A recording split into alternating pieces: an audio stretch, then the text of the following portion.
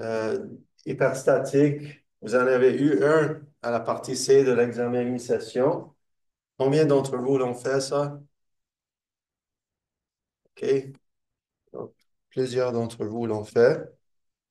Donc, je pense que je vais vous laisser le faire parce qu'il y a une vidéo qui fait tous ces exemples et certains l'ont fait déjà. Donc, je vais passer à la semaine 6. Mais ici, vous allez voir, il y a des exemples où on a des membrures coaxiales. Alors, on a vu des membrures qui sont axiales en série, comment les résoudre. Ici, c'est des membrures coaxiales. Par exemple, un tube comme ça en acier avec du béton à l'intérieur. Alors, il y a une façon de le résoudre. Ici, parce qu'il y a deux éléments, le tube et le noyau ici en béton, on doit utiliser encore une fois la compatibilité pour résoudre. Dans celui-là, la compatibilité, c'est le déplacement du premier élément et du deuxième doivent être égales. Alors, c'est la façon dont on va être capable de résoudre. Le problème ici, comme dans les autres problèmes hyperstatiques, on n'est pas capable de trouver les forces internes. Alors, on a besoin de quelque chose d'autre pour nous aider, et c'est la compatibilité. Alors, il y a un exemple ici que j'ai fait. On a suivi des exemples. Et il faut comprendre qu'il y a divers types de problèmes, et c'est le même concept. Ici, c'est un autre exemple où on a une colonne en béton avec des armatures en acier à l'intérieur. Et c'est le même concept. On met le déplacement du élément 1 et 2 égal, et ensuite on va être capable de résoudre. Et ça, on l'a fait en série. Et celui-là, on a expliqué comment le faire quand on a trois éléments en série. Vous avez eu ça dans l'examen mi-session. La partie C, c'était l'exemple comme ça. Et alors, j'avais expliqué cet exemple dans la vidéo, comment le résoudre. Et si on a le temps à la fin, je vais le refaire. Mais on va passer à la semaine 6 dans ce cas. Alors, je ne sais pas combien d'entre vous ont fait la théorie. On va juste faire un rappel rapide.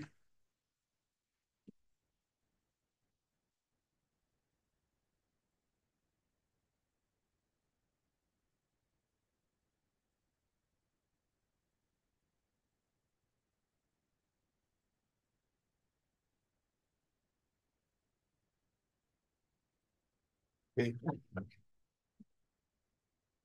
Alors, il y a une leçon de théorie exemple comme d'habitude pour cette semaine. Peut-être vous n'avez pas eu la chance de le faire, vous pouvez le faire après la classe. Alors ici, on parle de la torsion. Il y a une raison pourquoi je couvre la torsion après les membrures axiales. C'est deux forces complètement différentes. Et vous allez voir la méthode de résolution pour les problèmes simples qu'on voit dans le cours, c'est la même. Alors, c'est pourquoi je le fais juste après. Il y a des similitudes. Alors, ici, on a expliqué la torsion, c'est quoi? C'est un moment qui fait tordre une membrure, comme vous voyez ici. Alors, les types de ruptures que vous pouvez avoir dans les éléments sont montrés ici. OK? Et c'est quelque chose de pratique qui arrive beaucoup dans les structures. Alors, ici, j'ai donné des exemples pour le génie civil, où vous avez de la torsion qui peut arriver. Par exemple, si vous avez une poutre qui est courbée, vous allez avoir de la torsion. Si vous avez une poutre euh, qui est aux extrémités de la structure, il va avoir de la torsion aussi. Alors, c'est un cas commun que vous allez voir dans les composantes de structure, génie civil et génie mécanique. Même chose en génie mécanique, vous avez tout type d'éléments où la torsion va venir en contre. OK? Alors, on a expliqué ici qu'il y a une similitude entre les contraintes axiales normales et les torsions. Comme j'ai expliqué, c'est deux types de contraintes complètement différentes, forces complètement différentes, mais les méthodes de résolution, il y a des similarités. Et la différence ici, la contrainte qu'on va développer, c'est pas une contrainte normale, c'est une contrainte de cisaillement. Donc, vous allez voir maintenant, on utilise le symbole tau pour résoudre ça. OK? Alors, ici, vous pouvez voir qu'est-ce qui arrive dans la torsion. Alors, si on tord cet élément, vous allez avoir des déformations dans les éléments. Et la similitude, c'est la force axiale Maintenant, ça va être similaire au torque interne. C'est un moment cette fois. Le déplacement ou l'élongation, ça va être maintenant un angle de rotation. Et au lieu de la déformation axiale, on va avoir une déformation du cisaillement. Et au lieu d'une contrainte normale, on a une contrainte du cisaillement. Lorsqu'on fait nos calculs pour l'angle de rotation, vous allez voir, on n'utilise pas le module d'élasticité. On utilise un autre module qui est propriété du matériau qu'on appelle le module de cisaillement. Ça encore, on peut faire des tests en laboratoire pour trouver c'est quoi ça, le module de cisaillement. Okay, chaque matériau va avoir un certain module. OK? Alors ici, j'ai expliqué les types de problèmes. On a parlé des déformations de cisaillement et contraintes de cisaillement.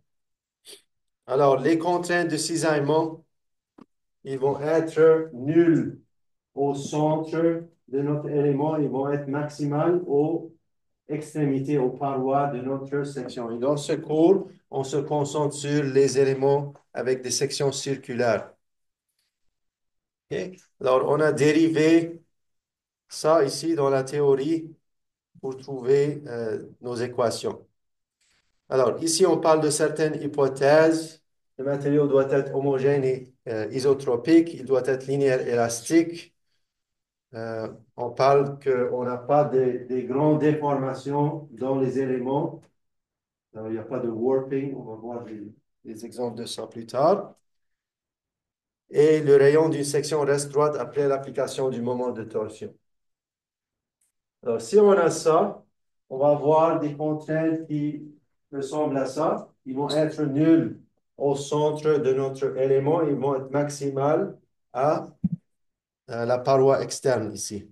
Et on va avoir une distribution linéaire pour ces contraintes. Okay? Alors, vous pouvez voir, la contrainte va être fonction maximale ou lorsqu'on utilise le rayon de la section. Si on veut la contrainte à n'importe quel autre point parce qu'on a une distribution linéaire, on va juste prendre le ratio de la distance du centre jusqu'au rayon. OK? Ici, on a expliqué qu'il y a certaines sections qui sont mieux pour la torsion. Alors, puisque vous avez Alors, une section comme ça, avec un vide comme ça, au lieu d'une section qui est compacte, va être plus résistante pour la torsion.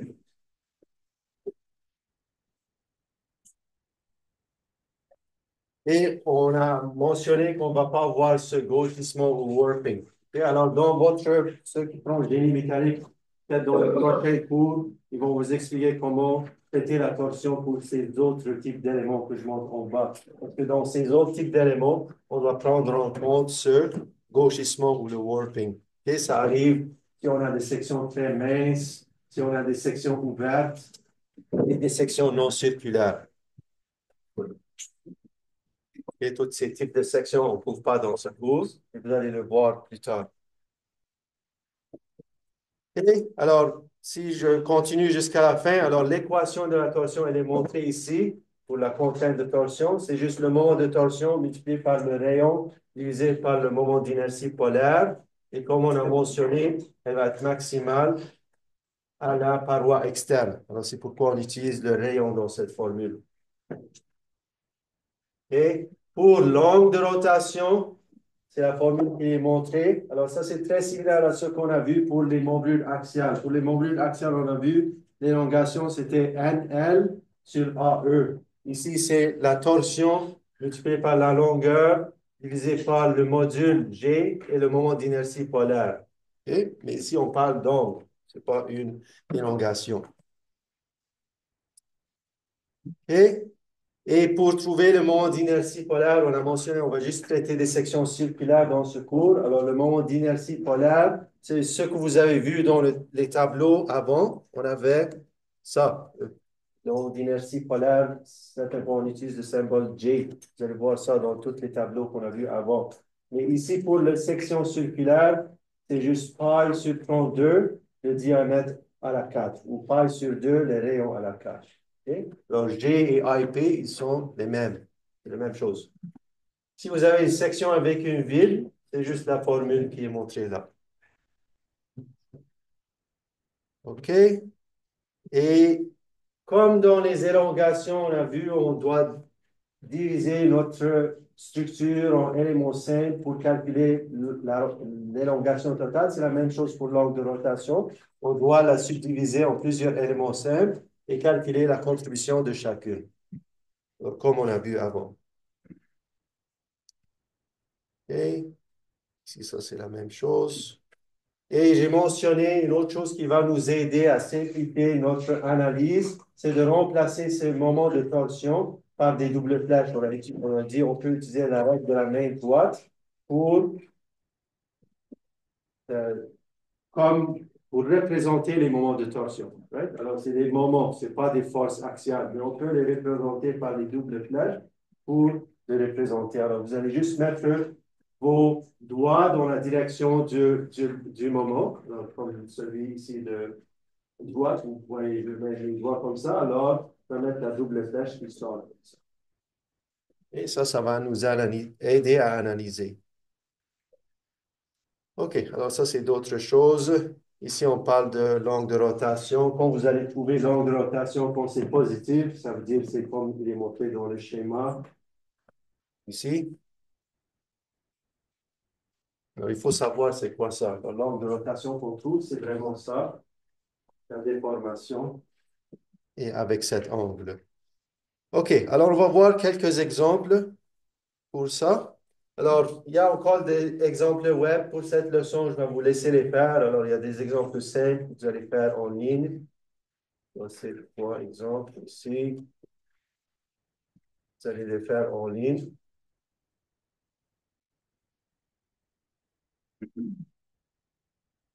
Mais je vais faire un couple d'autres exemples qui sont du même type maintenant.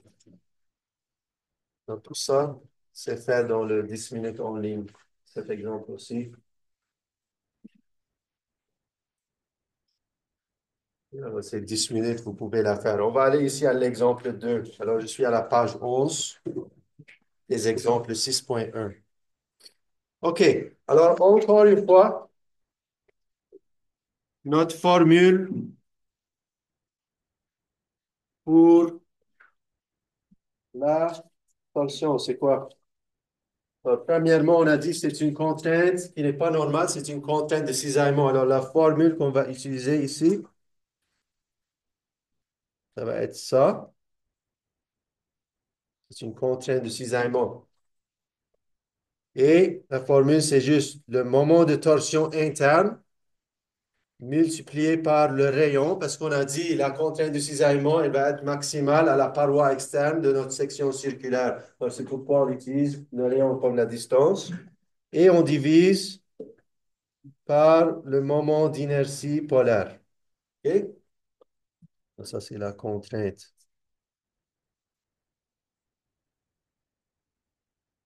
Et pour le moment d'inertie polaire, si on a une section comme ça, solide, la formule, c'est juste pi. Si on utilise le diamètre, c'est pi sur 32, diamètre à la 4. Ça va être, les unités vont être millimètres à la 4. OK? Si j'ai une section qui a un vide comme ça, dans ce cas, ça va être pi sur 32, d externe à la 4 moins le d interne à la 4. Et l'autre chose qu'on va avoir besoin, c'est l'angle de rotation. L'angle de rotation, on a dit, c'est juste ça. Et t multiplié par la longueur divisé par mon inertie polaire et le module de cisaillement, shear modulus. Et la réponse ici va être en radian. OK? Alors, on a ce premier exemple. Alors, on veut trouver la contrainte de cisaillement maximale, l'angle de rotation du point D par rapport au point A, et on veut dessiner le diagramme des angles de rotation. OK. Alors, première chose qu'on peut faire, c'est un petit sommaire. Donc, on peut faire notre sommaire ici. Alors, ici, si vous voyez ici, on a juste des sections solides, mais avec divers diamètres. Alors, si je fais chacune des arbres ici, alors je vais appeler ça l'arbre 1.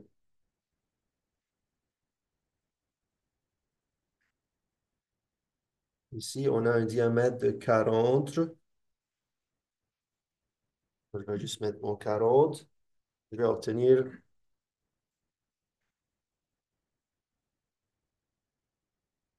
251 200 millimètres 4.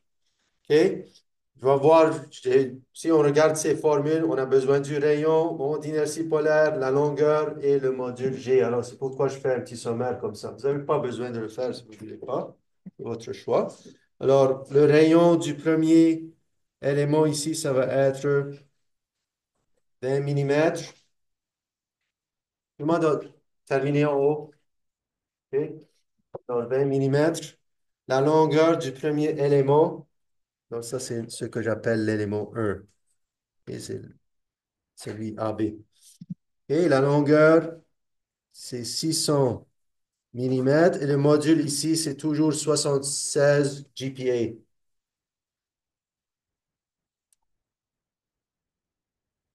Et on se rappelle, 1 GPA, c'est 10 à la 3 MPa. Si je veux le mettre en MPa, je vais juste multiplier par 1000.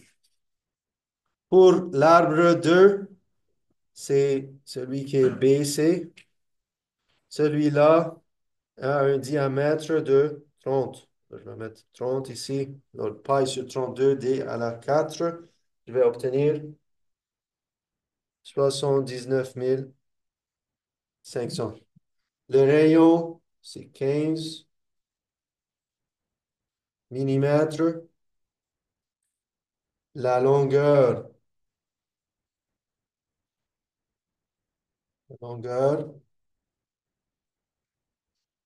c'est 500 millimètres. Et le module, encore une fois, c'est 76 GPa. Et si je continue pour l'élément 3, ça c'est celui-là. Son rayon, son diamètre, c'est 10, c'est 20. Alors 20, je vais obtenir 15 700 millimètres 4. Le rayon ici, il est 10 millimètres. La longueur,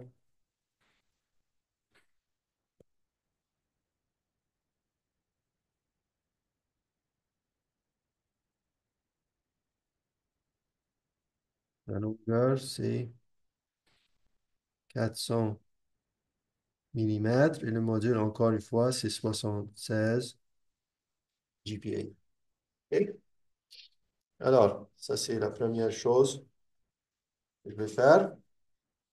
Ensuite, qu'est-ce que je dois faire dans les membrures axiales? Qu'est-ce qu'on a fait? On a dessiné le diagramme des forces axiales. Ici, on va dessiner le diagramme des torsions, et de moments de torsion interne. Et c'est comme, on a vu, force axiale interne, effort tranchant interne, moment interne, torsion, c'est la même chose, c'est un type de force interne qui va se développer. Et on a terminé ici. Alors, on va dessiner ça. Alors, je peux représenter les moments de torsion par des doubles flèches. Si je reviens ici, ici je représente ça par des doubles flèches. Le 400 Newton-mètre, il va aller vers la gauche ou la droite ici. Et si on utilise la règle de la main droite, et essayez avec moi, mettez vos doigts dans la direction du moment, ça veut dire que ça va vers cette direction. OK? Sur la page, c'est la droite. Et le 500 millimètres, la même chose. Je mets mes doigts dans la direction du moment. Le pouce va me indiquer la direction de la double flèche. Alors, celle-là est comme ça. Pour le 600 Newton-mètre, c'est la même chose. Mon pouce va pointer vers la droite. OK? Il faut comprendre, ça c'est un moment. OK? Même si je le représente par une double flèche, ça veut dire un moment. Alors, on peut représenter les moments par des doubles flèches, comme ça. Et pour savoir c'est quoi le moment, vous allez juste mettre votre pouce, utiliser votre main droite, et ça va vous indiquer la direction du moment. C'est bon? Alors, je peux le représenter sur mon schéma sur la prochaine page. Alors, on a ici,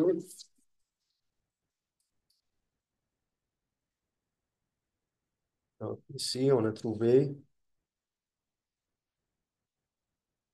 400 Newton-mètres comme ça. Pour le point C, on a trouvé ces 500 comme ça. Pour le point B, on a trouvé ces 600 comme ça. OK? Alors, je peux aussi trouver la réaction comme dans les membrures axiales. C'est bon de trouver la réaction. Alors ici, je vais juste indiquer, je vais choisir une direction et ensuite la corriger. Je vais choisir comme ça.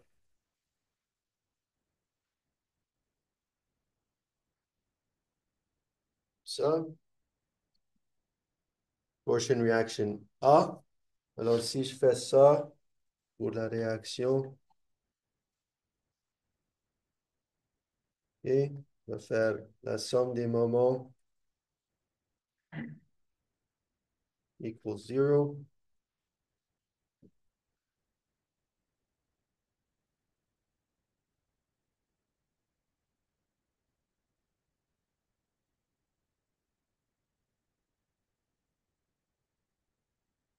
Si je fais ça, qu'est-ce que j'ai?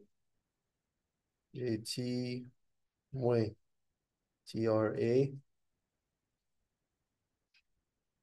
plus 600 moins 500 plus 400 equals 0. Je vais trouver que la réaction AA est égale à 500 Newton-mètres et la direction, c'est comme supposé.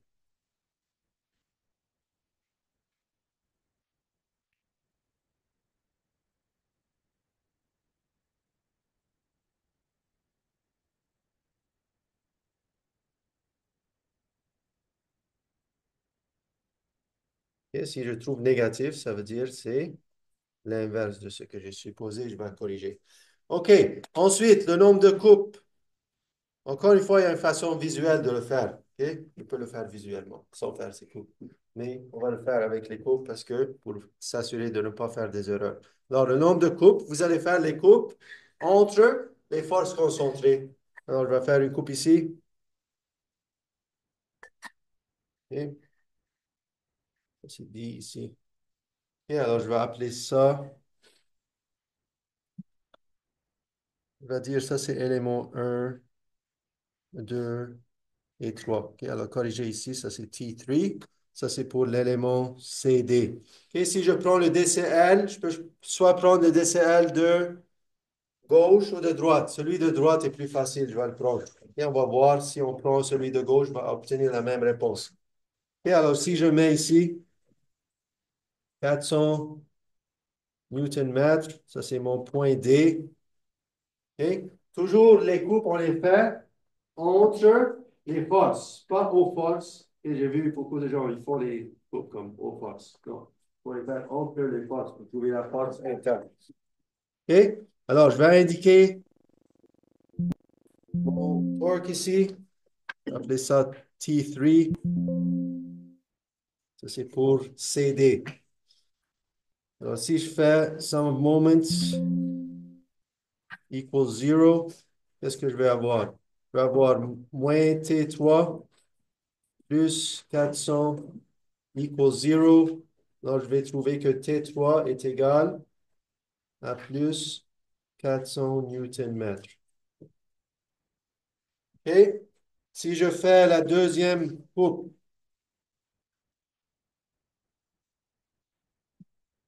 ici,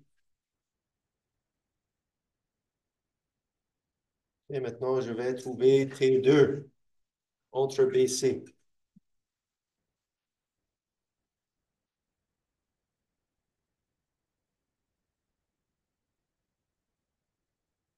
Et T2, c'est entre BC. T3, c'est entre CD. OK? Vous pouvez aussi mettre TBC, si vous voulez, ou TCD, c'est aussi correct.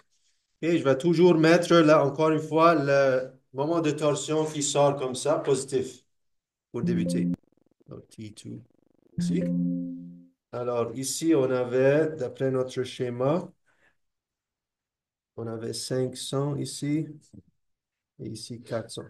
Encore une fois, je peux prendre soit le DCL de gauche ou de droite. Je vais prendre celui de droite parce que je n'ai pas besoin de la réaction pour celui-là. Alors, je vais faire mon calcul encore.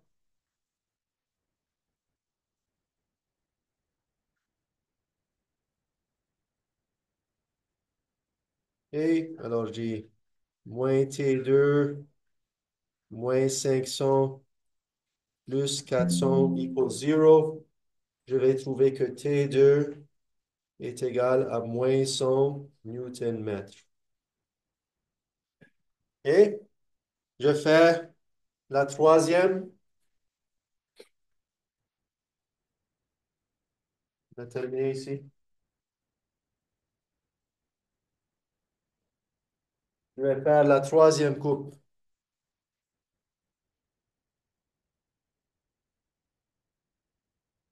ici. Ça, c'est pour l'élément 1, AB. OK? Alors, encore une fois, j'ai deux choix. Je peux soit prendre le DCL de gauche ou de droite. Je vais obtenir la même réponse. On va faire les deux pour prouver ça. Alors, je vais commencer avec le DCL, celui-là ici. Et si je commence avec celui-là, c'est ce que je montre ici. Alors, ça, c'est T. Corrigé ici, ça devrait être T1. Ça, c'est pour l'élément AB. Et alors, j'ai T1. Encore une fois, je mets positif pour commencer. Ici, ça, c'est toutes nos forces externes. On avait 600, 500 et 400. OK? Si je fais sum of moments égale 0, j'ai moins T1 plus 600 moins 500 plus 400 égale 0. Donc, si je fais ça, je vais trouver que T1 est égal à plus 500 Newton-mètres. Et ici, ça c'est AB. Ici, ça c'est BC. Et ici, ça c'est CD. OK? C'est quoi une autre option que je peux faire? Je peux utiliser le DCL de gauche. Et si je prends le DCL de gauche au lieu, je prends ça. Je vais obtenir la même réponse. C'est quoi la chose que je ne dois pas oublier? C'est la réaction. N'oublie pas la réaction. Et si je prends celui-là,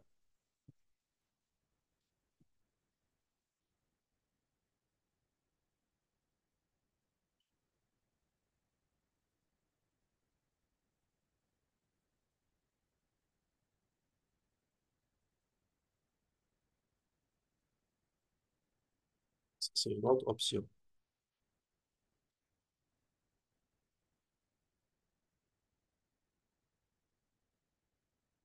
OK? Alors ici, encore une fois, je vais mettre T1.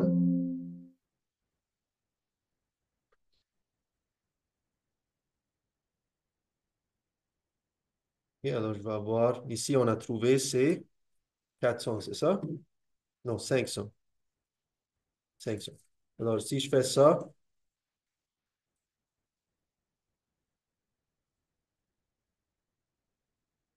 j'ai moins TRA plus T1 égale 0. Ça, on a trouvé, c'est 500. Donc, T1 est égal à plus 500 Newton-mètres. Tout le monde a vu, on a obtenu la même réponse. Et la seule chose, je n'ai pas oublié la réaction. OK. C'est trop simple, ça. OK, comment dessiner ça? Diagramme de torsion. Si on sait qu'est-ce qu'on fait. Hmm.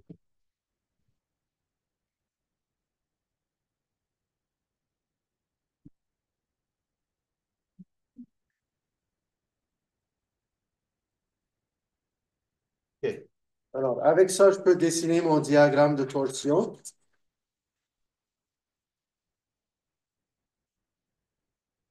On a terminé?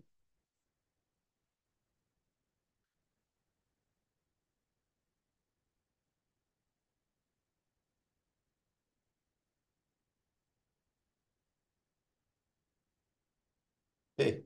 Alors, ça, c'est notre diagramme de torsion.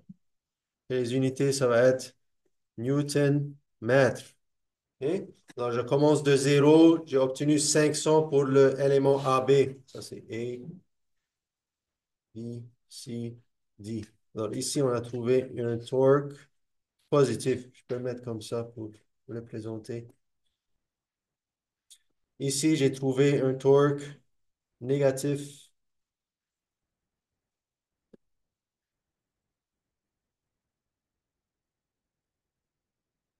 Et ici, on a trouvé positif encore,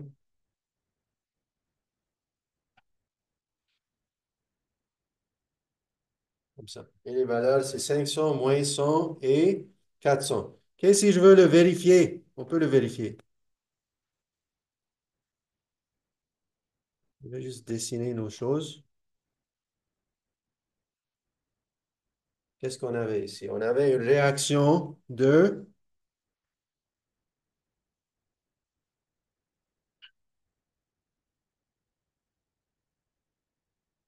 et on avait une réaction de combien? 500, c'est ça? Ici, ça c'est A, B, C, D.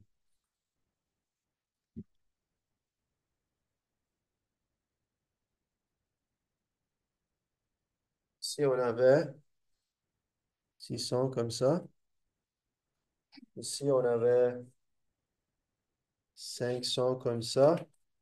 Et ici, on avait 400 comme ça. OK, je peux le vérifier visuellement. Et qu'est-ce que j'ai ici? Si je fais une courbe dans AB, ça devrait être 500 positifs. Alors, j'ai trouvé 500 positifs. Ensuite, j'arrive au point B. Qu'est-ce que j'ai au point B? J'ai 600. Alors, ça va descendre de 600. J'arrive au moins 100. Tout le monde a vu? Ensuite, je reste à moins 100. Ensuite, j'ai mon torque de 500 externe. Donc, ça va augmenter de 500. Je vais arriver à 400. Ensuite, je viens à la fin et j'ai 400. OK? Vous pouvez toujours vérifier ça visuellement. Au point où vous avez les forces concentrées, il va y avoir un saut soit vers le haut, vers le bas dans votre diagramme. Et entre les forces, c'est toujours constant. OK. Alors maintenant, on peut répondre à nos questions. Alors, il nous demande la contrainte maximale. Alors, je vais calculer la contrainte dans chacune des éléments avec nos formules qui sont montrées ici. Alors, pour l'élément A1, ça c'était AB, right? Ça c'était AB. Alors, on avait trouvé une torque interne de 500 positif, 500 newton mètre. Et je vais travailler encore une fois en newton et millimètres. Je vais trouver ma réponse en MPa. Le rayon ici de l'élément 1, qu'est-ce qu'on avait? On avait un rayon de 20 millimètres. Fais attention, je n'utilise pas le diamètre, c'est le rayon. OK? Les contraintes, on a vu, ils sont nuls au centre de la section circulaire et ils vont être linéaires et ils vont être maximum aux parois externes. C'est pourquoi j'utilise le rayon. Alors, je vais utiliser ici 20 millimètres.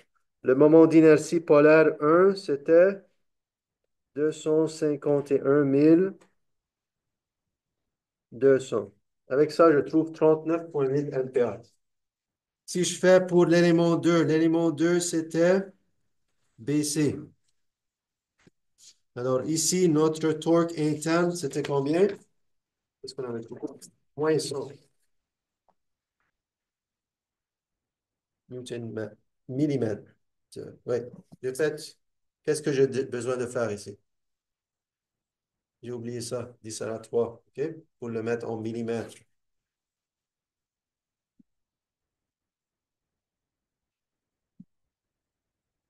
OK?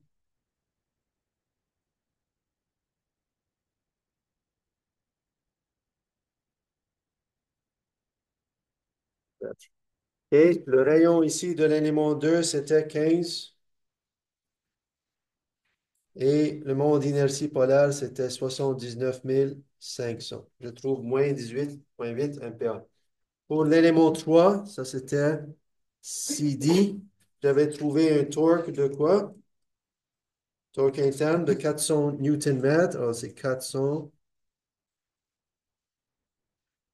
10 à la 3 Newton-millimètre. Le rayon ici, c'est 10 millimètres. Et le moment d'inertie polaire, c'est 15 700 millimètres 4. Je trouve 254,6. OK?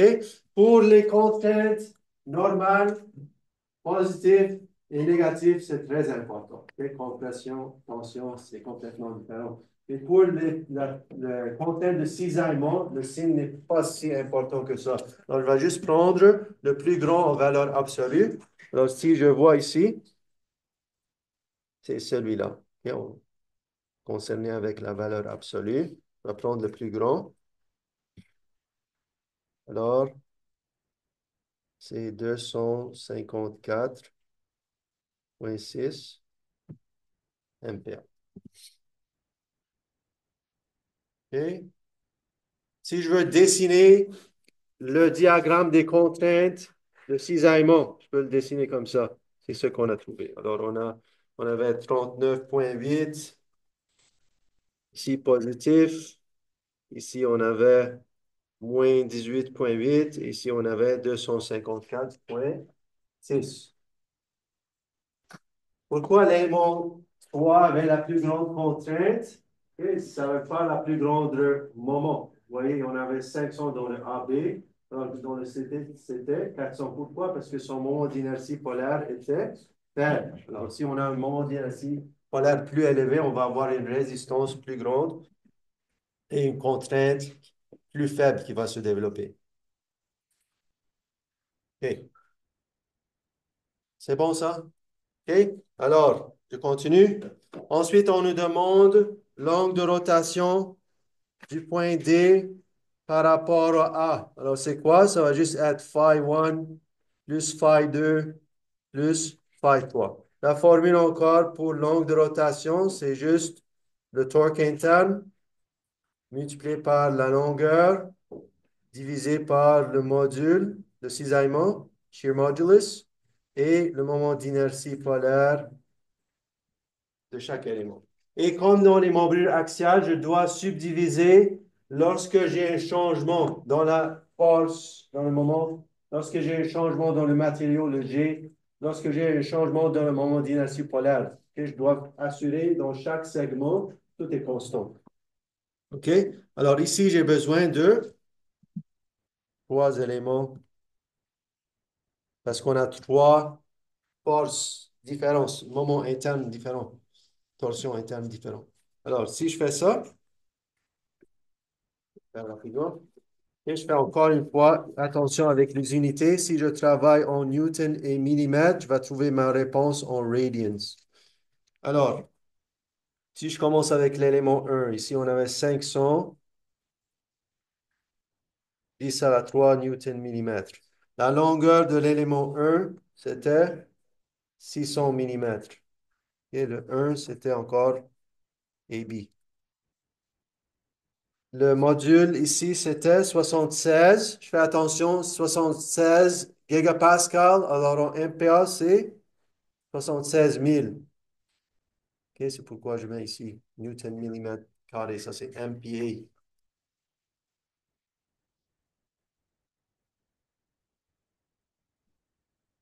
OK? Le moment d'inertie polaire, on avait trouvé 251 200. Si je fais ça, je vais trouver 0,01571 radians. OK? Je vais faire l'élément 2. Ça, c'est BC. Alors, ici, j'avais trouvé moins. Ici, je fais attention avec le signe parce que les angles, ça change. Positif et négatif, c'est différent. Alors, je fais attention. Moins 100, 10 à la 3 newton millimètre. La longueur, c'est 500 millimètres. Le module, 76 000. Et le moment d'inertie polaire, c'était 79 500. Si je fais ça, je trouve moins 0,008275. Encore une fois, c'est radians.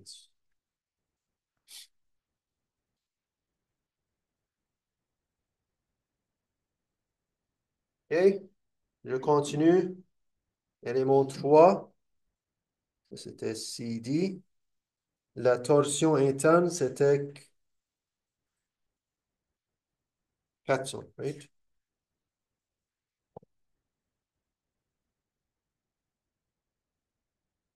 La longueur de l'élément 1, c'était 400 millimètres.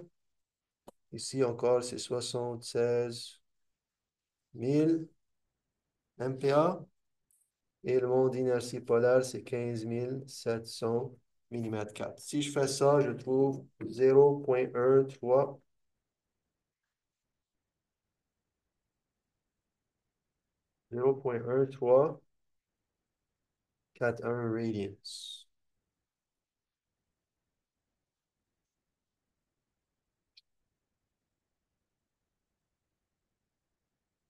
OK? Alors, c'est quoi l'angle de rotation du D par rapport à A? OK?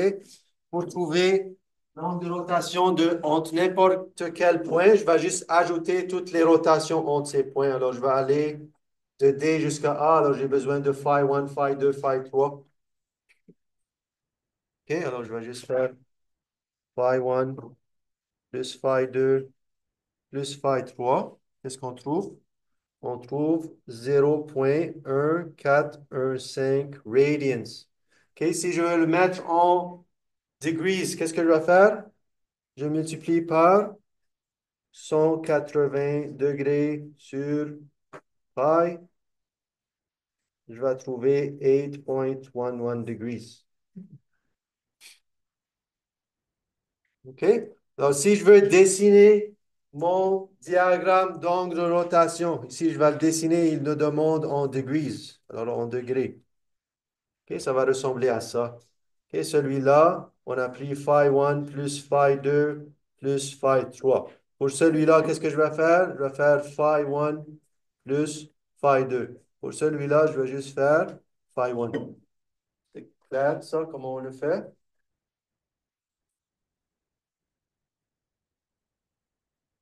OK. Donc, ça, c'est un problème.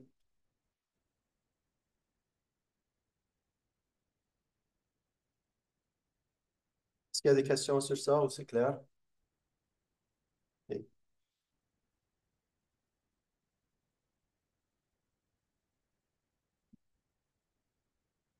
OK. On va faire une autre du même type. Ensuite, aller au problème hyperstatique.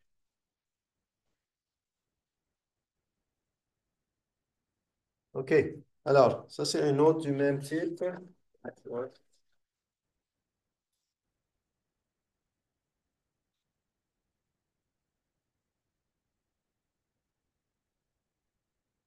Et c'est la même chose. Alors, il faut comme commencer par dessiner le diagramme de torque externe. Alors, si on représente nos moments ici, essayez de le faire. Alors, essayez de me représenter ça, les moments que vous avez ici.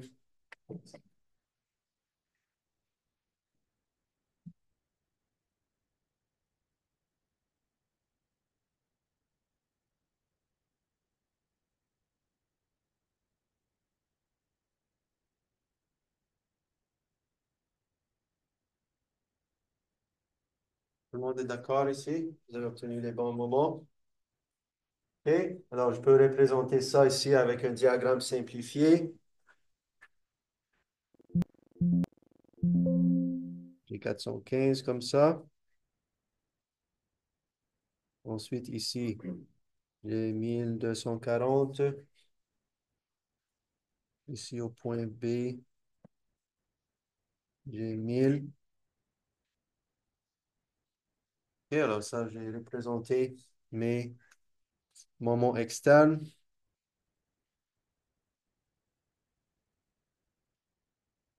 OK, alors comme dans l'autre, je vais commencer par trouver ma réaction externe. Alors ici, je vais supposer qu'elle est comme ça, TRA. Si je prends sum of moments equals 0, je vais avoir TRA moins 1000 plus 1240 moins 415 equals 0. Je vais trouver que TRA est égal à plus 175 newton mètre. OK? OK? Alors, est-ce que vous voulez que je fasse les coupes et on fait ça ensemble ou vous avez compris ça? Alors, je pense qu'on a vu ça dans l'autre exemple. Alors, je vais vous laisser le faire. Mais le nombre de coupes, vous devez faire une coupe ici, ici et ici. OK? Comme on a fait avant. Alors, je n'ai pas mis toutes les choses ici. Il va juste vous mettre les forces et ensuite vous pouvez les essayer plus tard. Alors, ici, on a le 415. Ici, on a T3. OK? Si vous faites le calcul, je vais vous laisser le faire. Vous allez trouver que T3 est égal à 415 newton mètres.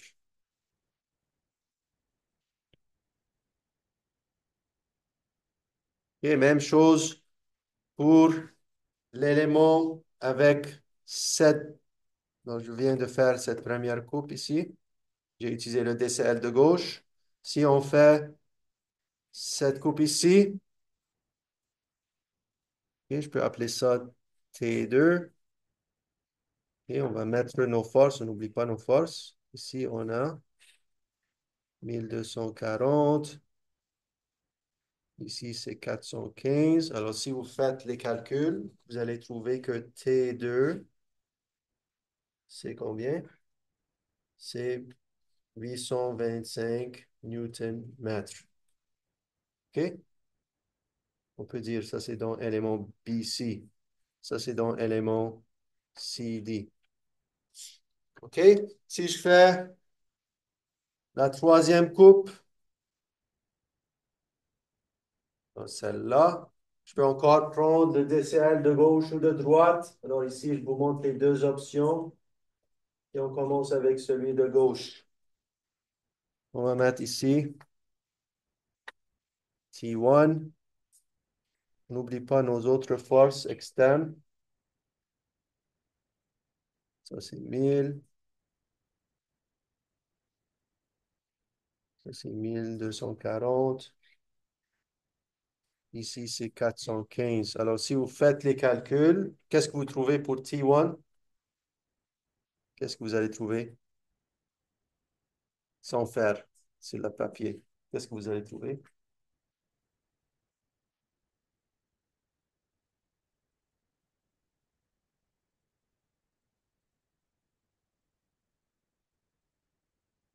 Et moins 175. C'est pour AB. Et l'autre option, l'option 2, ça c'est option 1. C'est d'utiliser, comme on a fait dans l'autre problème, le DCL de gauche. Mais j'oublie pas la réaction dans ce cas. Alors ici, vous allez voir, c'est la même chose. On a 175. Ici, on a T1. Vous allez trouver que T1, c'est moins 175 newton mètre. C'est clair ça? Et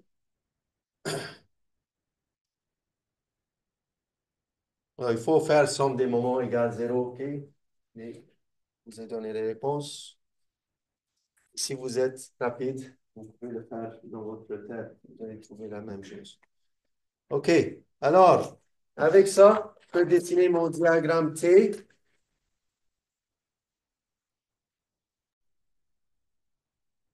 Oui. Ça veut dire que T3 est négatif. Le T3, il devrait être négatif. Yes, c'est vrai. Oui. Yeah. Yes. Et moi, au début, on fait déjà la scène des moments. Avec, on trouve en fin de compte T1. On pourrait commencer par le premier. Oui, c'est votre choix. C'est votre choix, exactement. Tu peux commencer avec le DCL comme le premier élément A, B. J'ai juste commencé parce que, pourquoi j'ai commencé de CD? Parce que j'ai commencé du free-end. Je n'ai pas besoin de la réaction. Je suis allé comme ça, mais vous pouvez aller comme ça aussi. C'est correct. OK? Alors, on peut dessiner notre diagramme T. Encore, on peut le vérifier visuellement. On a trouvé les résultats. Alors, ici, on a trouvé moins 175. C'est resté constant. Ensuite, je suis allé au point B. J'ai eu 1000 de force.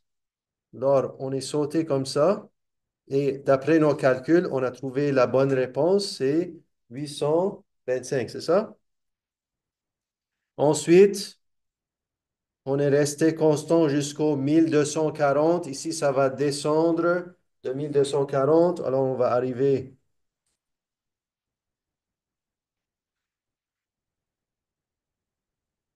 à moins 415 et comme ça. C'est clair ça, comment on dessine les diagrammes T? C'est très facile. OK? Ensuite, vous allez faire un sommaire comme ça, trouver les moments d'inertie polaire. On va le faire ici rapidement parce qu'il y a des sections qui sont solides et vides. Alors, on se souvient, pour une section circulaire solide, moment d'inertie polaire, c'est juste pi sur 32, diamètre à la 4. Pour une section comme ça avec un vide,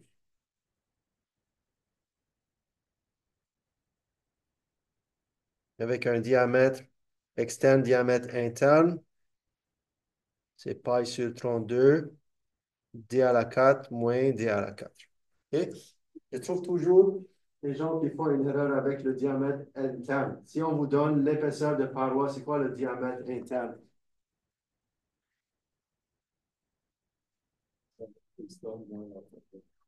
Deux fois la paroi, right?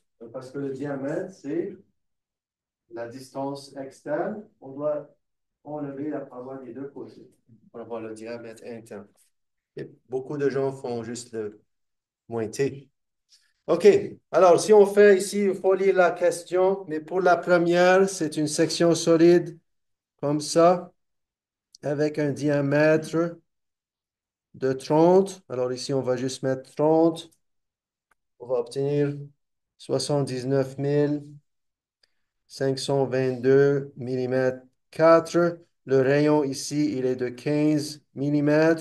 La longueur, c'est 200. Il faut lire la question, c'est 200 mm. Et le module, c'est 75. Bon, 75 GPA.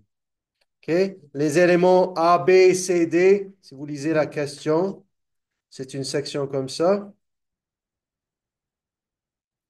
avec un diamètre externe de 45. C'est 70 d'après la question. On va le voir.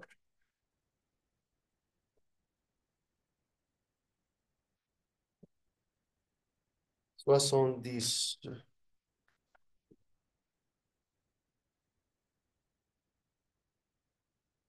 Ça devrait être 70, mais je ne sais pas si j'ai fait les calculs avec 75.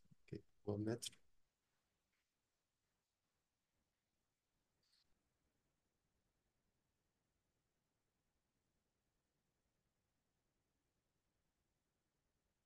Pas grave. OK, 70. Et pour l'élément A, B et C, c'est une section comme j'ai mentionné. Alors ici, on va faire 45 moins 35. On va trouver 255 millimeters 4. Le rayon ici, qu'est-ce que je vais utiliser? Même si on a une section vide, les contraintes vont être maximales où? À la paroi externe. Alors, je vais utiliser dans mes calculs, je vais toujours utiliser le rayon externe. Donc, je vais utiliser 22,5 mm. La longueur 2, c'est 900. millimètres et la longueur 3. D'après la question, c'est 400 millimètres. Et le module, on a dit c'est 70 GPA. OK? Alors, pour trouver les contraintes, c'est comme on a vu, on va juste faire un exemple et vous pouvez faire le reste. Alors, si on fait pour la contrainte 1, ça c'est dans l'élément AB. Ici, ça c'est BC et ça c'est CD. Pour l'élément AB ici, j'ai moins 175 10 à la 3 Newton millimètres. Élément AB, c'est ça. Right? Alors, on a un rayon de 22,5. Même si on a une section avec une vide, on prend le rayon externe.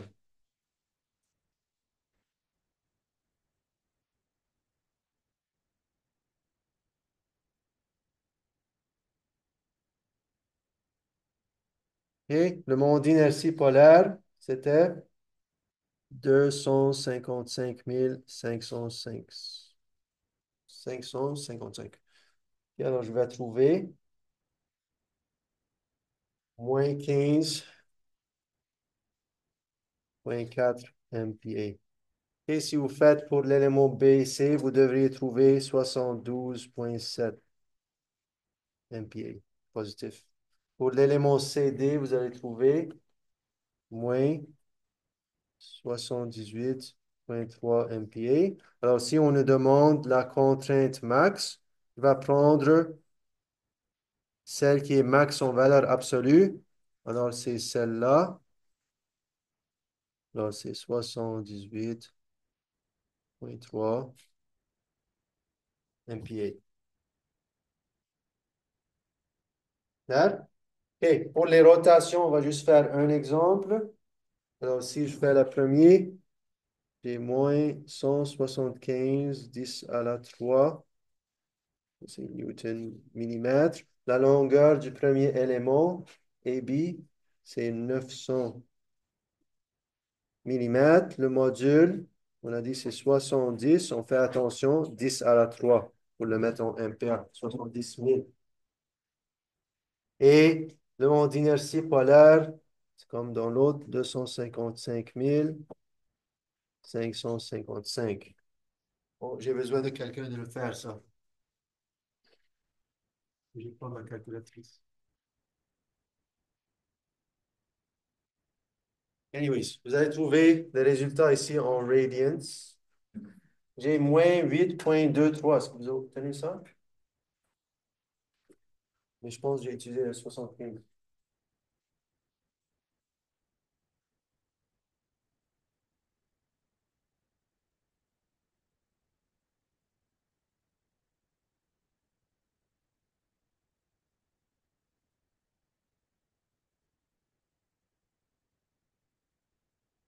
OK.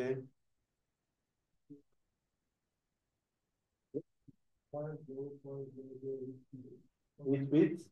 Vous avez obtenu 8,8. Je pense que c'est moins 8,8 10 à la moins 3. OK, il faut faire le calcul ici, parce que je n'ai pas les bons chiffres. OK, alors si on nous demande phi d par rapport à A, on va juste prendre phi 1 plus phi 2 plus phi 3. Le résultat va être en radian. Si on veut le mettre en degrés, on multiplie par 180 divided by pi. OK, c'est comme on a vu dans l'autre problème. Vous pouvez le faire vous-même. OK, on va continuer.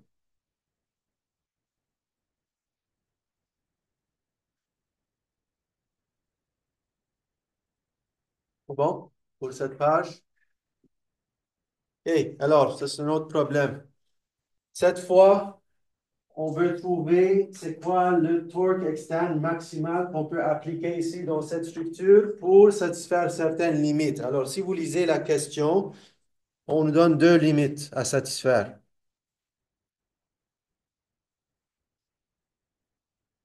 OK, la première chose, la contrainte ne devrait pas dépasser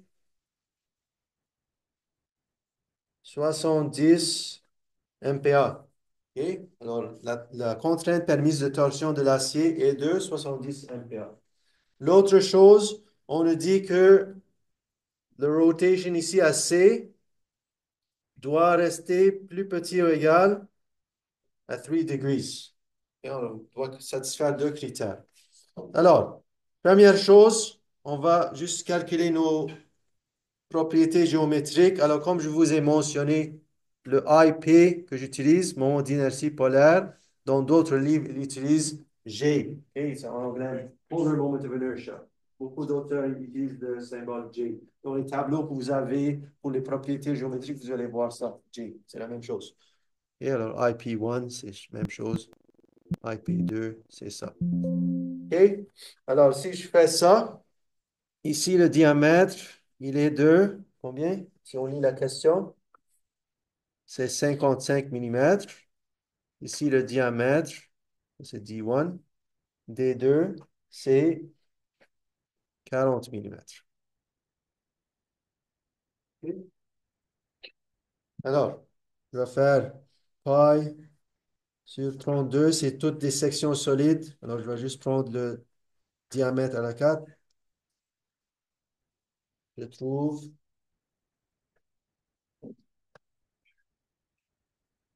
898. 360,5 mm². Et si je fais l'élément 2, le diamètre est de 40. Alors, je vais trouver 251 327,4 mm à la 4. OK. L'autre chose ici, on a la longueur. Alors, la longueur de l'élément 1, si je vois ici, elle est de 800 mm. La longueur de l'élément 2, elle est de 1200 mm. Les deux sont faits du même matériau. Le G1, c'est 80 GPa et G2, c'est 80 GPa. OK? Alors, je dois trouver le torque interne ici dans cette structure. Ici, c'est très simple parce que juste on a une torque externe au bout ici. OK? Alors, si je mets une double flèche comme ça, on a TC externe. Alors, le torque interne va être quoi ici?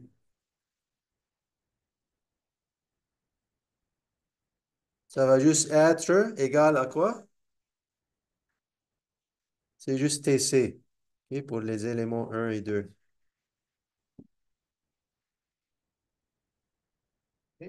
Parce qu'il n'y a pas de force intermédiaire. Si j'ai des forces intermédiaires, je dois faire attention. Dans ce problème, il y a juste un torque externe au point C. Ça simplifie les choses pour nous. OK. Alors, première chose qu'on va considérer, c'est la contrainte doit être plus petite ou égale à 70 MPa. OK? Alors, je dois le vérifier dans chacune des deux éléments. Mais dans celui-là, je peux voir qu'on a le même matériau, on a la même force et une des deux sections est plus petite que l'autre. Alors, ça va être plus critique dans notre élément 2, right? Parce qu'il y a un plus petit diamètre. Alors, je peux en effet juste faire le calcul pour l'élément 2, mais on va le vérifier pour les deux juste pour être 100% sûr. Alors, notre formule, c'est juste ça. Alors, je vais isoler pour trouver mon T. Alors, si je fais pour le premier, alors T1 doit être plus petit ou égal. Et ici, je peux dire T1 égale T2 égale TC. Alors, T1,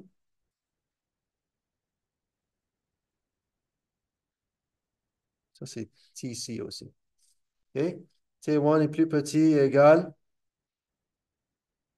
à notre contrainte limite multipliée par IP divisé par R1. Ou si je veux utiliser le symbole qu'ils ont utilisé, c'est J, c'est ça? Je vais juste mettre J pour utiliser le même symbole. Alors, je vais avoir, qu'est-ce que je vais avoir? Si je fais ça, j'ai 70, 10 à la 3. J1, on a trouvé, c'est 898, 360,5. Et le rayon, c'est 27,5, c'est ça? Alors, si je fais ça, vous devriez trouver 2286 ampères. Et si je fais pour l'élément 2,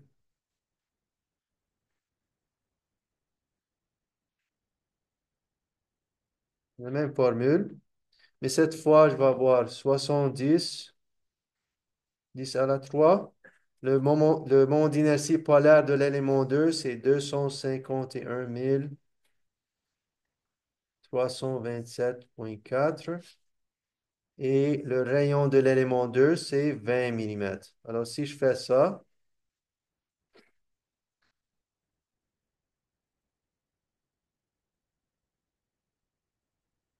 je vais trouver 800.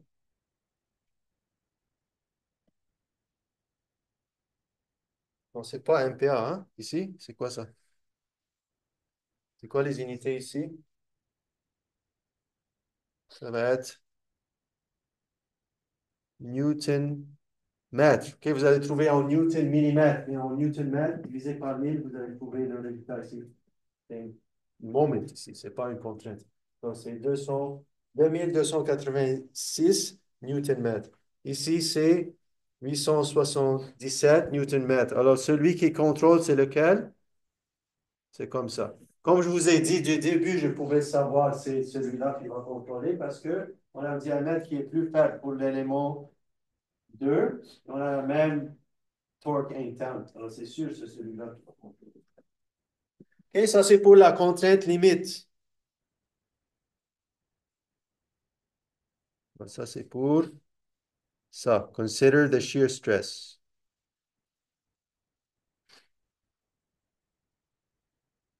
Et celui qui contrôle, c'est ça.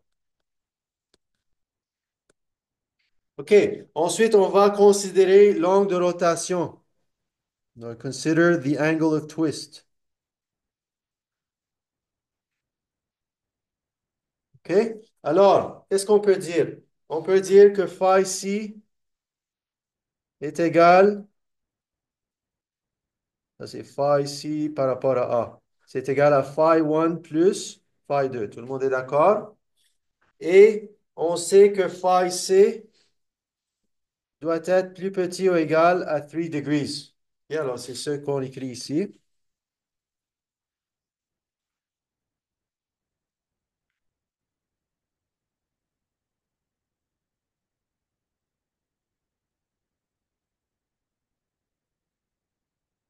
C'est ce qu'on écrit ici. Et alors, on peut réécrire ça. Alors, on a phi C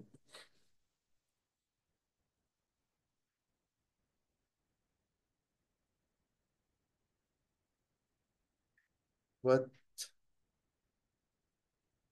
phi C, c'est juste. Et je sais aussi que T1 égale T2 est égal à TC. Alors, je vais juste réécrire ce que je montre ici dans le rectangle. Alors, je vais avoir TC. Et j'ai aussi le même module pour l'élément 1 et 2. Alors, je peux mettre TC et G ici à l'extérieur. Ensuite, je vais juste avoir L1 sur J1 plus L2 sur G2. OK? Ensuite, je vais résoudre pour ça parce que je sais ça. Ça doit être plus petit ou égal à 3 degrés. Je sais c'est quoi ça. Alors, je vais résoudre pour TC. Alors, si je fais ça et j'isole pour TC, qu'est-ce que je vais avoir? Je vais avoir TC plus petit ou égal. Je vais faire attention ici, il est en degrees. Je vais le mettre en radians. Donc, 3 degrés multiplié par pi sur 180. Et ensuite, j'ai mon module de cisaillement. Il est de 80 GPa. Je vais faire attention de le mettre en MPa. OK? Alors, ça, c'est juste l'angle de rotation multiplié par G. Right? Ça, c'est ça. Et ça, c'est ça. OK? Ensuite, je divise par L1, J1, L2, G2. Donc, je vais avoir L1, c'est quoi? C'est 800 millimètres. J1, c'est 898. On va juste arrondir, 361.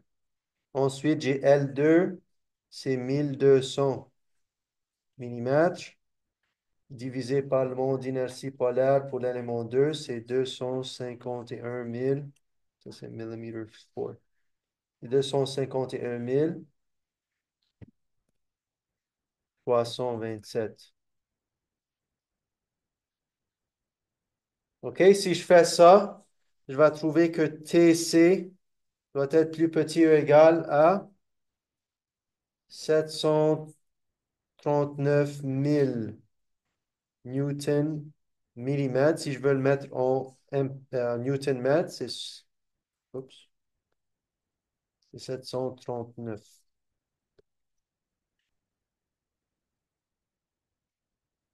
OK, alors si je reviens à la question, on avait deux limites.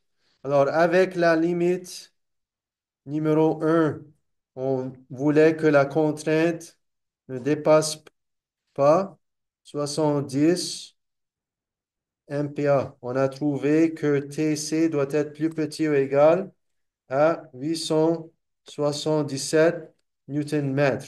Et avec la limite numéro 2, on voulait que l'angle de rotation au point C ne dépasse pas 3 degrés. Avec ça, on a trouvé que TC doit être plus petit ou égal à 739 Newton-mètres. Alors, lequel contrôle ici? C'est lequel des deux qui contrôle? C'est ça qui contrôle.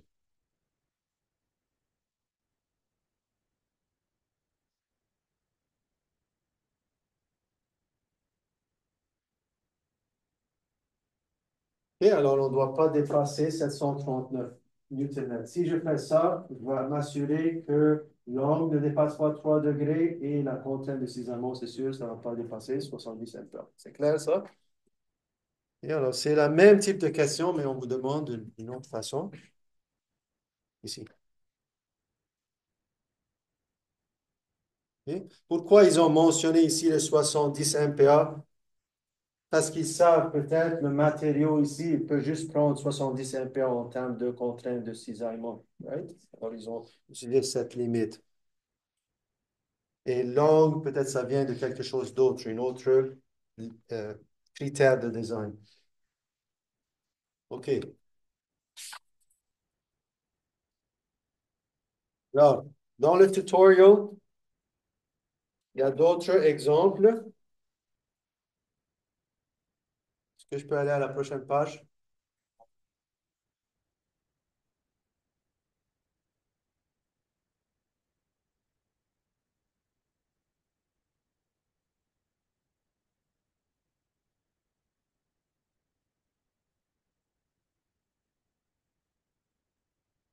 C'est bon?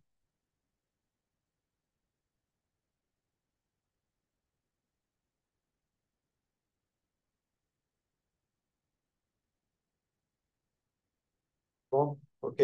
Alors, dans le tutorial, il y a d'autres exemples du même type, le TD Web. Alors, ici, il y a d'autres exemples du même type. Vous pouvez les voir plus tard. OK, similaire. Alors, l'autre type de problème qu'on a, c'est comme dans les mobiliers axiales, c'est des problèmes hyperstatiques. Ça peut être coaxial comme ça. Dans ce cas, je sais, c'est quoi l'équation de compatibilité dans ce cas?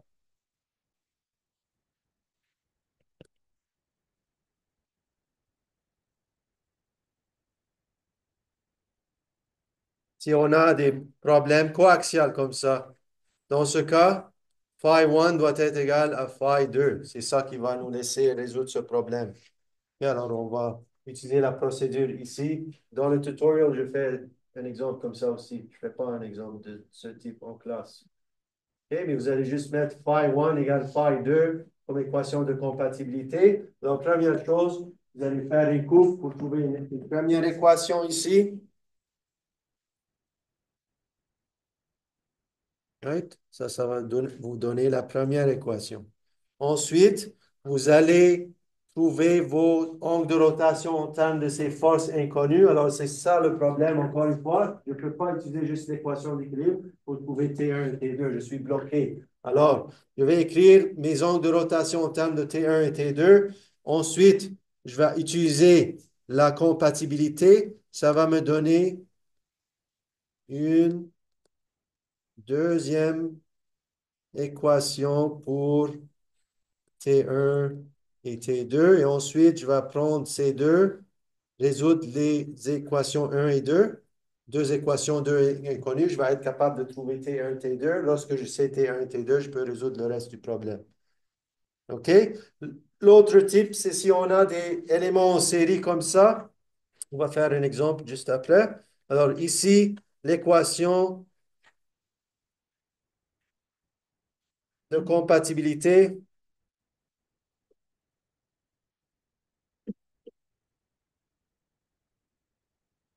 OK, c'est quoi? Ça va être quoi? Phi 1 égale phi 2. Ici, ça va être phi 1 plus phi 2 égale 0, parce que je suis fixe ici et ici. Alors, encore une fois, on va trouver une première équation en termes de T1, T2 ici. Ensuite, on écrit les relations torsion-rotation.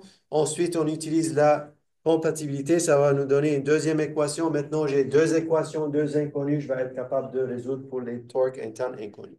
On va faire juste un et ça va être le dernier pour aujourd'hui. Alors, ici, on a une structure. Ici, elle est hyperstatique.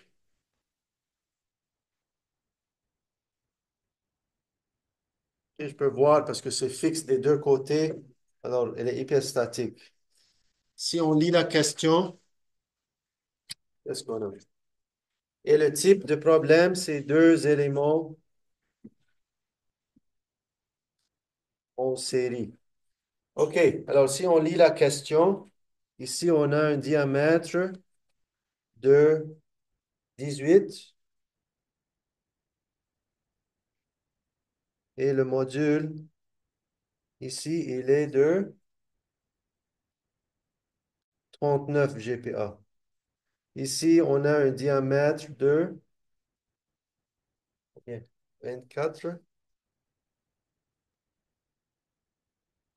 c'est D2.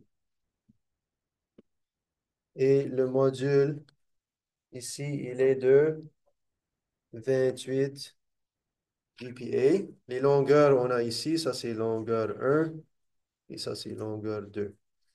OK, alors, qu'est-ce que je vais faire? Je vais faire premièrement le sommaire de mes propriétés. Comme je vous ai dit, IP1, c'est la même chose que J1. IP2, c'est la même chose que J2. Alors ici, on a des sections solides. Là, c'est pi sur 32. Ici, ça c'est 18 à la 4. Ça me fait 10 306 mm². Ici, les pailles sur 32, 24 à la 4, ça me fait 32 527 mm². OK? Ensuite, c'est comme dans les membrures axiales. Si vous avez deux éléments en série ou trois, c'est un petit peu différent. Si vous avez deux éléments en série, vous allez juste prendre un DCL ici au milieu, comme on montre ici. Et on va écrire notre première équation en utilisant l'équilibre. Alors, si j'utilise l'équilibre, je fais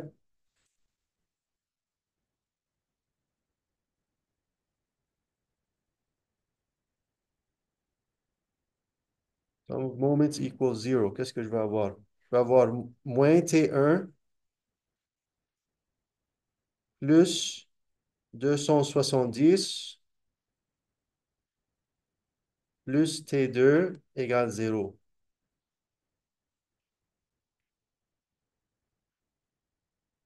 Ça va être ma première équation. Équation, on va dire A. Et on va dire équation 1, même chose. OK? Alors, vous avez vu comment j'ai fait. J'ai pris le DCL ici au milieu. J'ai mis les forces inconnues T1 et T2 en positif. Alors, j'ai mis la double flèche qui sort et j'ai écrit mon équation. Ensuite, on va écrire nos équations torque-twist relationship, ça veut dire les équations de angle de rotation. Alors, on va écrire phi1 est égal à T1, L1, G1, J1. Et phi2, c'est T2, L2, J2, J2. OK? Ensuite, on va écrire la équation de compatibilité. C'est quoi notre équation de compatibilité, on a dit? Ça va être quoi? Phi1 plus phi2 égale 0 pour les éléments en série comme ça. Alors, qu'est-ce que je vais faire? Je vais juste prendre phi1 ici et phi2 d'ici, ici. OK, et ensuite, je vais mettre ça égal à 0 et je vais juste isoler pour une des deux forces, soit T1 ou T2, c'est mon choix.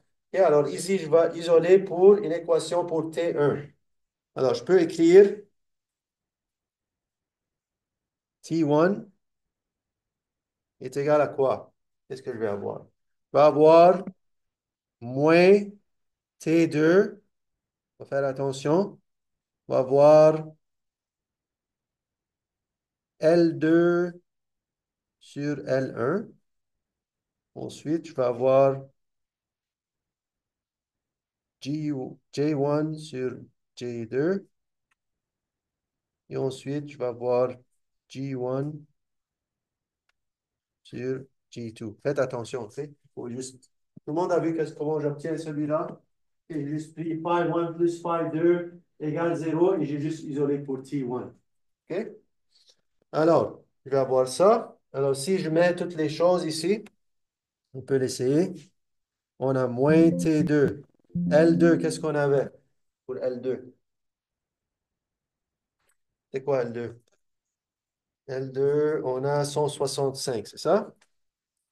165 millimètres. Et L1, on a 235. J1 sur J2. J1, qu'est-ce qu'on a? On a 10 066 mm 4. Et J2, on a 32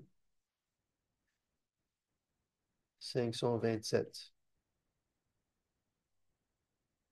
Ensuite, G1, on a 39 GPA. Et ici, pour G2, on a 28 GPA. Et si vous faites ça,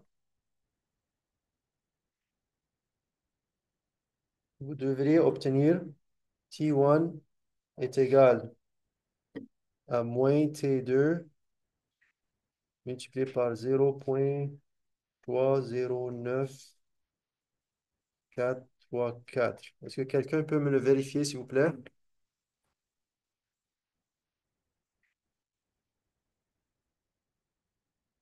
On va dire ça, c'est equation B.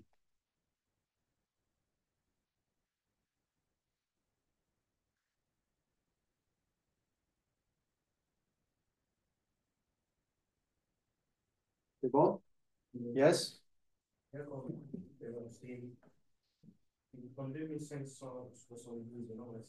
572 en haut. Pi sur 32 sur 24.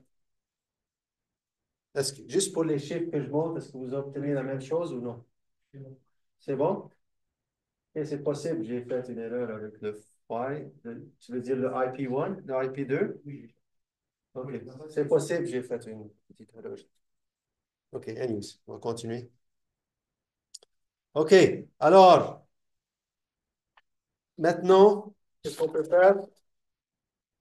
On peut substituer les équations 1 et 2. Alors, on va prendre l'équation A et B. Alors, equation A.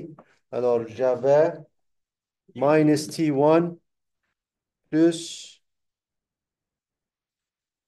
T2 plus 270 equals 0. Alors, maintenant, je peux remplacer ça ici. Alors, je peux dire 0,0309 4 T2 plus T2 plus 270 equals 0. Vous allez trouver que T2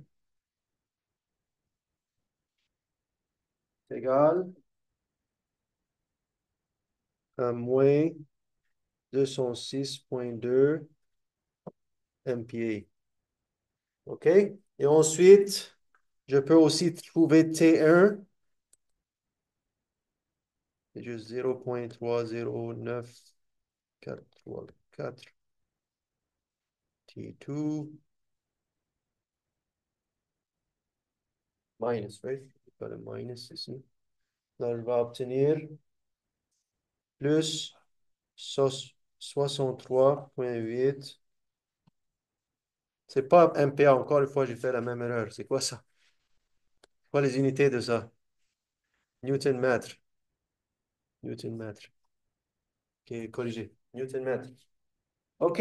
Alors, j'ai trouvé les forces. Tout le monde a vu comment j'ai utilisé la compatibilité pour résoudre. Maintenant, je sais les forces. Est-ce que je peux trouver les autres choses qui nous demandent? Alors, si on nous demande de trouver la contrainte dans chacune des éléments, je peux la trouver. Alors, je peux trouver ça. Alors, ici, ça, c'est la même chose que le rayon. OK, ici, c'est la même chose que le rayon. Alors, je fais ça, je vais trouver 55,7 et 67 MPa. Ensuite, s'il nous demande la contrainte de la longue de rotation dans l'élément 1, je vais trouver ça 0,0373 radians. OK? Yeah, ça devrait être 72, comme votre collègue a dit.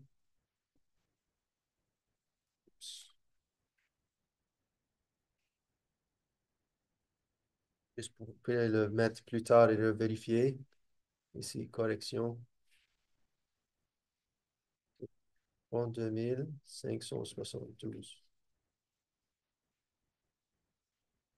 Je pense pas que ça fait une grande différence à la fin. Et juste faites attention. Ici. OK. Alors, c'est ça.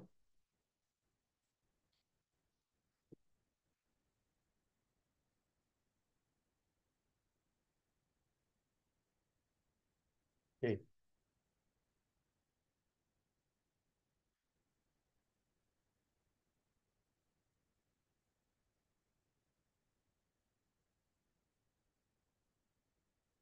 Il nous reste quelques minutes. Est-ce qu'on a terminé ici pour que je passe?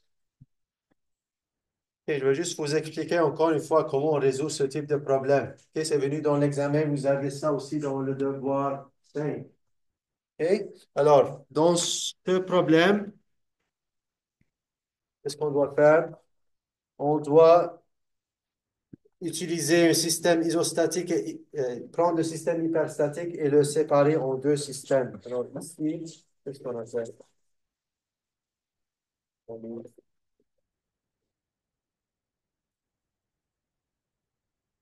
Et puis la réaction A ici. Ok, alors, ici, vous avez deux réactions. Vous avez, ça c'est, je reviens dans les problèmes axiales. Ok, ça c'est dans les problèmes axiales. Exemple 5,2, page 32. Alors ici, on a une réaction axiale, RA. et une réaction axiale ici, RD. Et c'est mon choix de choisir celui que je veux pour résoudre ce problème. Ici, dans la solution en ligne, je pense que j'ai pris celui-là comme ma force inconnue. Alors, si je fais ça,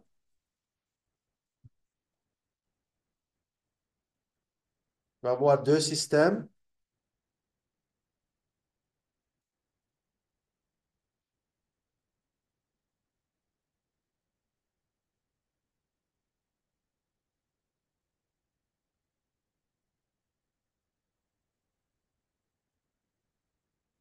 Et ça va être mon premier système. Et je vais juste vous expliquer en général comment le faire. Vous pouvez voir la vidéo ensuite. Alors, le système 1 va être celui-là. OK? Le système 2,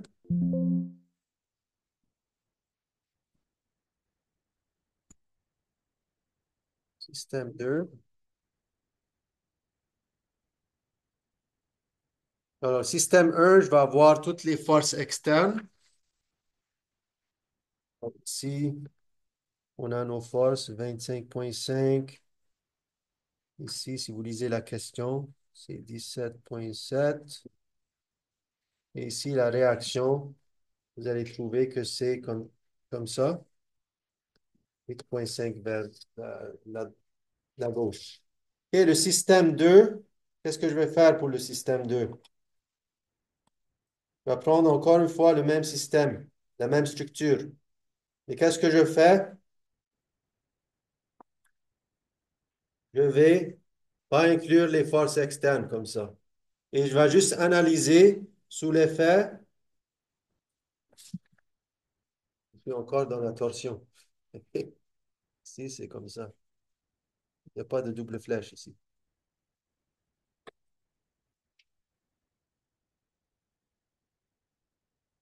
C'est juste des axiales, c'est pas moments.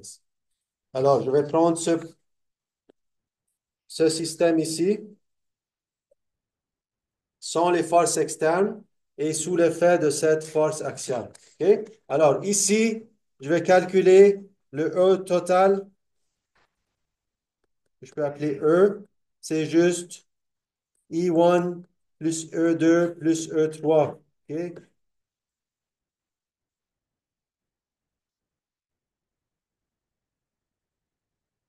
Comme ça. Ici, je vais calculer E'. Le E', ça va être quoi? Ça va juste être la réaction A, LA, LE,